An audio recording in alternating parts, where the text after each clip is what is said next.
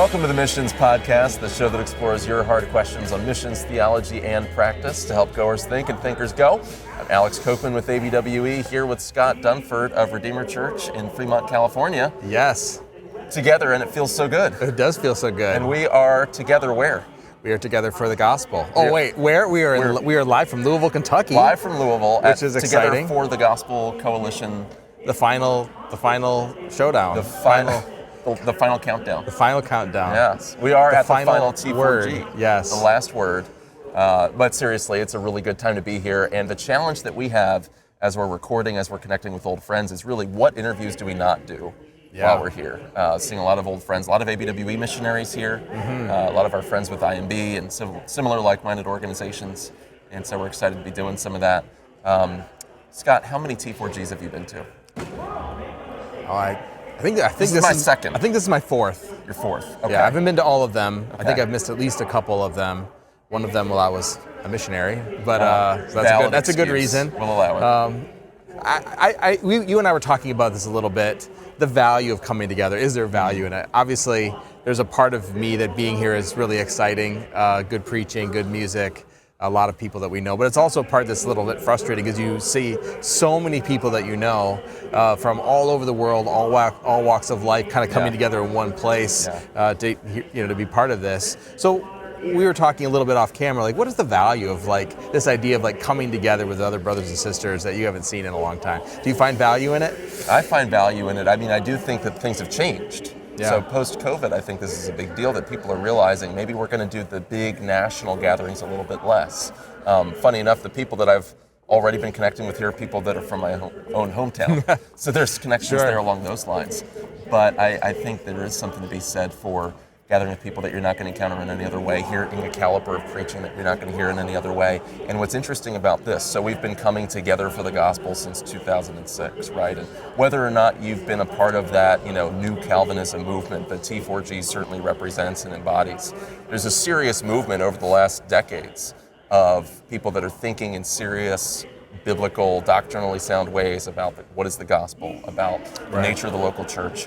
And it's exciting that there's a lot of energy that's come behind that. Now there's been divisions and there's been infighting for years over all sorts of controversies and social justice and you can name it. But what really encourages me, and I think this is the value of getting together, is that I'm seeing a lot more missions vendors and exhibitors here than I would have even 4 years ago last time we were here in person. Yeah, I mean, we're sitting here between, the Cross Con on one side, Southern Seminary on the other side, but then right across from us is Radius, who is obviously we partnered with. And then, of course, I just got done with a 9 Marks session that was all about international resources and what's happening around the world, the state of the church. And so even I think one of the main sessions got changed to include a focus on mission. So it's really encouraging to see.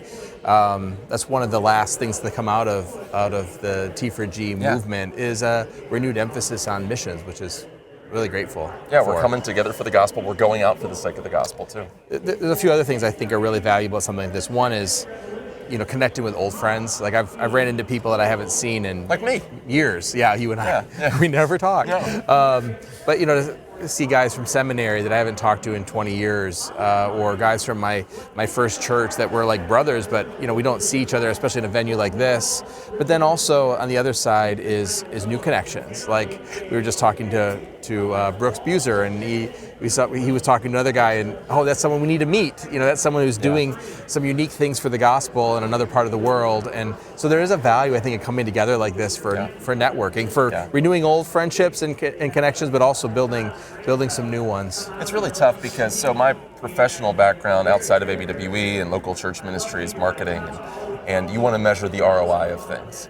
It's hard to, if you're a ministry, if you're a church, if you're a pastor coming to events like this, it's hard to physically document and quantify what is the return on investment. But last time I was at a large conference like this earlier this year, encountered a friend of mine that I've seen at that conference.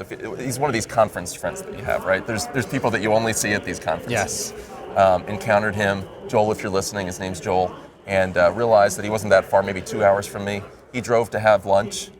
We got together a few weeks after the event and had lunch together. He shared about an individual in his church that's been considering missions. That person came to ABWE for an event to take a next step towards missionary service, came back a few weeks later for an evangelism training that ABWE had.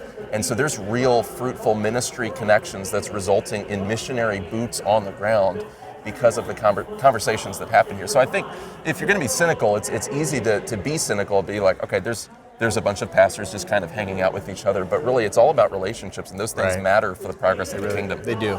So what is our strategy going to be? Everyone keeps asking us. What's our strategy going to be while we're here? We don't do strategy. That's a good point. Just trust the Spirit and the Word. We're going to stratego instead, which is a little bit more random. You don't quite know what you're going to uncover when you get there. But we plan it. We've been talking to a lot of people. We're going to have a lot of small, short, 10 to 15 minute interviews. Micro episodes. So those of you who are here at the conference and are maybe just watching this at night while you're tucking yourself into bed, stop by the booth, say hi to Alex and I if we're here. And but also for those of you who aren't here, you're going to get a chance to meet and see some of the people, probably not big name people that you hear on stage. You can watch them online, but you get to catch a lot of other people that are here connecting and networking, and I think we're going to have a pretty exciting lineup. Yeah, absolutely. As exciting as it is what's happening on stage and the sound of 10,000 strong tenors singing these hymns together, and those are things that excite us. But what excites us when we come to these events is not just that, because you can get that in other venues. It is the relationships, it is the people that we meet, and the reason that we're here is we want to bring you some of that content. We want to introduce you to those people that we think are key players in the church world here in the U.S. and across the world, and we want to hopefully build some more of those relationships and educate you so that we can see missions advance through that. That's right. So basically, helping goers think and thinkers do something. That could be a tagline. I think we should see. Let's use your marketing and come that. Let's shop that. So we'll be broadcasting throughout the next day and a half. And so until our next episode, thank you for listening.